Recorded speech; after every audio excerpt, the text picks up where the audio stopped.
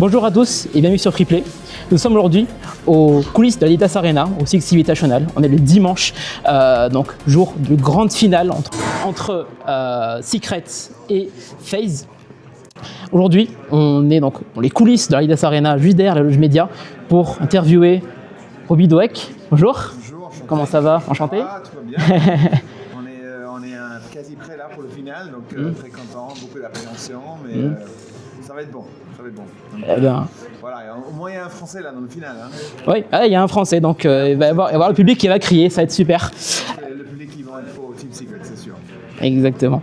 Avant de rentrer dans le vif du sujet, je précise que l'interview a été écrite par Nathan Sperling, qui est le responsable éditorial de Freeplay, donc on le remercie pour cette occasion. Donc, gérer un événement de cette ampleur, remplir des arènes entières et structurer l'économie de l'e-sport mondial, c'est un défi qui est colossal. Et pour en parler aujourd'hui, eh bien, avec le CEO de Blast, Robbie Doeke, vous êtes donc l'ancien haut dirigeant de Disney et Google et travaillez là-bas. Aujourd'hui, CEO de Blast, l'un des leaders mondiaux de l'événementiel e-sportif, vous êtes celui qui pilote la vision et l'économie des compétitions titanesques comme ce Six Invitational ici présent. Première question, par rapport à l'événement, Robbie, ça fait 5 ans que le Six n'avait pas eu lieu à Paris, donc depuis 2021 déjà. Qu'est-ce qui vous a motivé, avec Ubisoft, de ramener le championnat du monde de R6 ici, dans cette nouvelle arène? Dans un premier temps, d'être ici à Paris, dans une arène qui a été construite pour les JO, c'est juste formidable.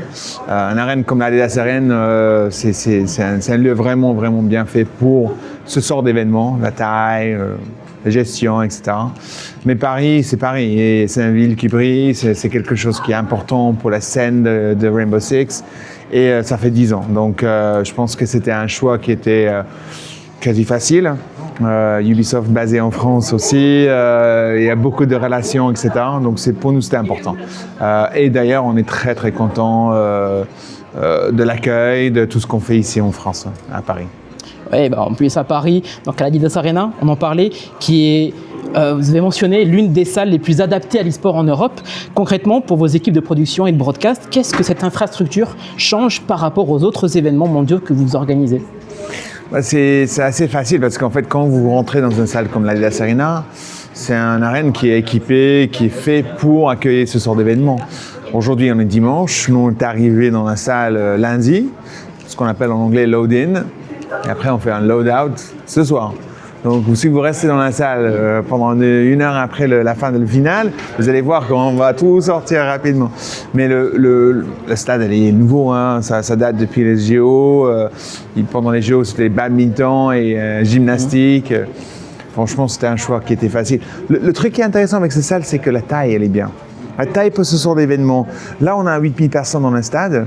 Et le Jumbotron qu'on a construit spécifiquement pour cet événement, ça fait en sorte que l'expérience pour le consommateur, il est vraiment, vraiment positif. Le son, les lumières, les hommages à Paris, fashion, toutes les fleurs, etc.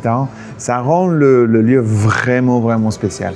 Oui, et spécial comme ce que vous faites avec Blast. On parle donc aussi dans l'économie de l'industrie de l'e-sport, vous faites quelque chose qui est très intéressant. Aujourd'hui, l'industrie traverse une phase de consolidation. Les investissements spéculatifs diminuent et tout le monde cherche la rentabilité, forcément. Et d'autre côté, comment vous arrivez avec Blast à adapter votre modèle économique pour que en 2026, vous ne dépendez pas forcément que des revenus des éditeurs? C'est une très bonne question. D'ailleurs, on a vu que le marché a évolué. Certes, l'e-sport a subi quelques années compliquées où les gens y parlaient d'un e-sport winter en anglais. Et maintenant, je pense que c'est pas l'été encore, mais on devient de plus en plus rentable. L'écosystème s'est adapté à trouver des modèles économiques qui sont cohérents pour tout le monde. De notre côté, on travaille main dans la main avec les éditeurs. C'est le but. Le but pour nous, c'est vraiment d'être comme Ubisoft. Hein, on travaille main dans la main, les équipes ils sont fusionnées, ils travaillent tous les jours ensemble et ils sont tout le temps, même s'ils sont dans 2 bureaux complètement différents, ou 3 bureaux différents, ou 4 bureaux différents, c'est la même équipe. Et c'est clair d'un côté, de la part de Blast, qui est responsable pour quoi, et de la part de Ubisoft, qui est responsable pour quoi. Et là, une fois qu'on fait ça, c'est une vraie fusion et ça marche très très bien. Et d'ailleurs, derrière, ça traduit en résultats positifs. Nos résultats sur 2025 très positifs, rentables encore une fois. Donc on est content avec la progression qu'on a fait. Certes, les marges elles peuvent toujours être mieux, mais c'est du progrès. Du progrès, et puis même on parle, il y a un rapport économique qui est récent à estimer l'impact du Blast TV Austin Major 2025 à plus de 102 millions de dollars, et à l'inverse l'Open CS de Londres qui avait lieu aussi en décembre 2025 a généré, selon le maire de la ville, 34 millions de livres. Et comment vous, avec cette différence, vous expliquez qu'il y a de telles retombées pour ces villes hautes? Quelle part de cette valeur revient réellement à Blast? En fait, on est systématiquement contacté par les différentes villes, par les pays pour accueillir des événements. On a même plus de demandes que du supply pour l'instant. Cette année, on fait 21 événements dans des arènes différentes, sans compter les studios qui tournent sans arrêt à Copenhague, à Malte, à Berlin, etc. Mais je pense que le vrai impact, il est là. Les gens, ils visitent, ils achètent des billets, ils dépensent de l'argent dans la ville. On a vu ici à Paris, pour ce Six Invitational, on a 15% des gens, ils ont acheté des billets directement de Paris, enfin de l'étranger, pardon. 50% des gens qui ont acheté des billets pour ce week-end, c'est des gens qui viennent de l'extérieur de Paris. Forcément, ils ont besoin d'avoir quelque part à dormir, ils vont dépenser de l'argent dans la ville. Donc, je trouve ça très positif. Et bon, on parle de positif, vous avez parlé, il y a plus d'une vingtaine d'événements qui vont avoir lieu là, dans les prochains mois. C'est quoi pour vous le plus grand défi logistique et financier qui vous attend avec les jeux différents, comme on a Rainbow Six aujourd'hui, il y a Counter-Strike, Rocket League? C'est quoi le plus grand défi? C'est les expectations des fans, vraiment. Je pense que la partie opérationnelle, on sait comment on fait, on sait gérer. Peu importe si c'est une salle avec 8000 personnes au Paris La Défense avec le Rocket League Major, où on attend 20 000 personnes.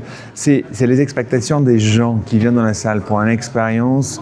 Et est-ce qu'on est là pour vraiment donner cette expérience, qu'ils sortent de la salle, ils sont contents. Et c'est ça le but, parce que derrière, ça traduit en gens qui travaillent sur le jeu, qui achètent du in-game, qui a vraiment une relation positive avec les jeux. Donc on espère que c'est le cas. Après, au niveau logistique, de faire voyager tout ton personnel, tes outils, l'équipement, etc., c'est pas évident. Ouais, c'est pas évident. Et puis même, pour un prochain événement, on prend l'exemple à Paris toujours, Rocket League. En mai prochain, du 20 au 24 mai, vous passez à la vitesse supérieure en investissement, la Paris La Défense Arena, pour le deuxième major RLCS de Rocket League, soit la plus grande salle indoor d'Europe. N'est-ce pas un pari financier risqué, même après le succès des championnats du monde à Lyon en 2025 ? J'espère pas. J'espère que c'est une vraie calculation qui a été faite par les équipes. Je pense que c'est le cas. Là, on a mis en vente les billets. Ça marche très, très bien. On va continuer à pousser. Je suis certain que la salle elle va être pleine, craquée. Surtout qu'il y a une vraie demande de l'équipe, de la peuple française, pas du gens ici en France, pour les grandes équipes, Vita, Carmine, Gentlemakes, etc. Je pense qu'il y aura suffisamment de demandes. Et derrière, ça traduit en résultats. Donc, la billetterie, ça va être une partie qui est importante, la merchandise, toute la partie sponsorship, etc. Donc, ça démarre bien. Donc, je garde vraiment un grand espoir que ça continue à être le cas. Je veux vraiment que ce soit le plus grand événement mondial, le plus grand événement en intérieur de l'histoire de l'e-sport. Et je pense que ça peut être le cas. C'est ce qu'on va espérer. Et puis même si on voit encore plus loin, en 2027 ou en 2028, on a appris que vous avez ouvert les appels d'offres pour les futures villes, que ce soit pour Counter-Strike, Dota, R6, RL. Est-ce qu'au-delà de l'apport financier, quels sont les critères stricts et non négociables qu'une ville doit remplir pour vous convaincre aujourd'hui ? C'est une question de capacité d'accueillir, c'est-à-dire on ne peut pas aller dans une ville où il n'y a pas assez de monde et pas assez de place pour les hôtels, pour les joueurs, les hôtels, le transport, les aéroports, les logistiques pour transporter tout le matériel. Ça c'est vraiment très important. Donc c'est dommage, mais on ne peut pas cibler des villes où il n'y a pas ça.